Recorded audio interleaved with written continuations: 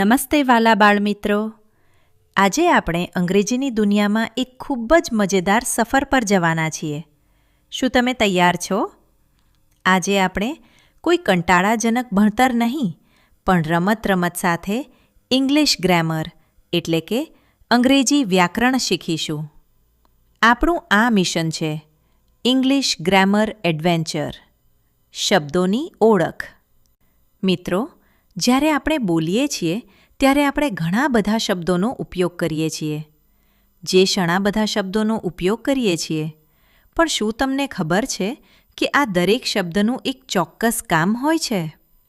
ચાલો આપણે આ શબ્દોની ટોળીને એક પછી એક મળીએ. નાઉન, નામની રમત. સૌથી પહેલાં મળીએ નાઉનને. નાઉન એટલે બીજું કંઈ નહીં પણ નામ. તમારી આસપાસ જુઓ. જે વસ્તુને તમે આંગળીથી બતાવી શકો તેનું એક નામ છે. જેમ કે તમારો મિત્ર રામ, તમારી સ્કૂલ, પેલો ભસતો ડોગ કે તમારા હાથમાં રહેલી પેન. જેનું નામ છે તે નાઉન છે. નામના બે પ્રકાર. હવે નાઉનમાં બે પાકા મિત્રો છે.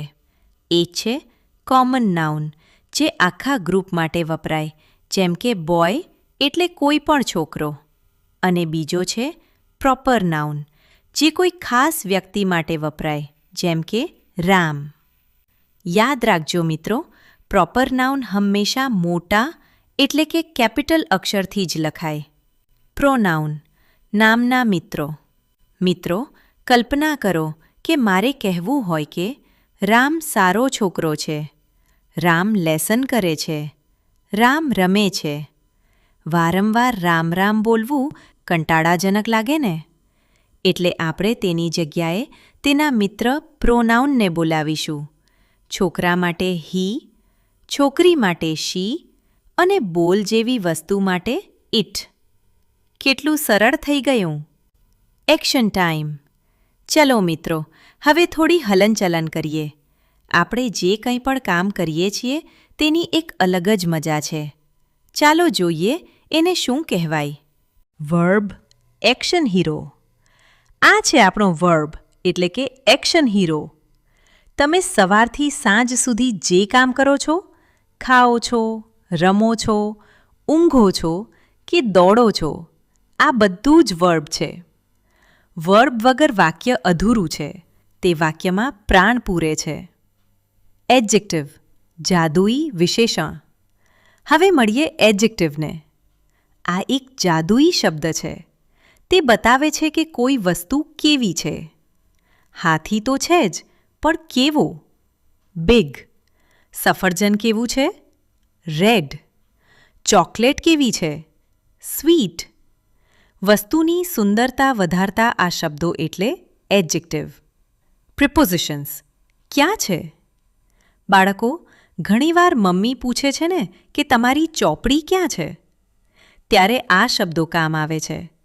જો તે બેગની અંદર હોય તો ઇન, ટેબલની ઉપર હોય તો ઓન અને ઝાડની નીચે બેઠા હો તો અંડર. આ શબ્દો આપણને સાચો રસ્તો અને જગ્યા બતાવે છે. એ, એન, ધની ટોળી. ચલો હવે 3 નાના મિત્રોને મળીએ. એ, એન અને ધ. એક નાની ટ્રીક યાદ રાખજો. જો શબ્દ બોલતી વખતે મોઢામાંથી અ, આ, ઈ, ઉ, એ જેવા સ્વર નીકળે તો એન મૂકવો, જેમ કે એન એપલ. બાકી બધા માટે એ. અને સૂરજ દાદા કે ચાંદા મામા જેવી ખાસ વસ્તુઓ માટે આપણે લગાડીશું ધ. કાળ, સમયની ગાડી. મિત્રો, સમય 3 પ્રકારનો હોય છે. જે અત્યારે ચાલે છે તે પ્રેઝન્ટ, જેમ કે તમે અત્યારે ભણો છો. જે ગઈકાલે હતું તે પાસ્ટ, ગઈકાલે તમે રવિવાર માણ્યો હતો. અને જે હવે પછી આવશે તે ફ્યુચર, તમે મોટા થઈને ડૉક્ટર બનશો. કાર બદલાય એમ વાક્ય પણ બદલાય. તો મિત્રો, કેવી લાગી આપણી ગ્રામર એડવેન્ચરની સફર? તમે આજે ઘણું બધું નવું શીખ્યા છો. હવે તમારી આસપાસની વસ્તુઓ જુઓ અને તેને અંગ્રેજીમાં શું કહેવાય તે યાદ કરવાની કોશિશ કરો. કોઈ પ્રશ્ન હોય તો જરૂર પૂછજો. આભાર મિત્રો, ફરી મળીશું. આવજો.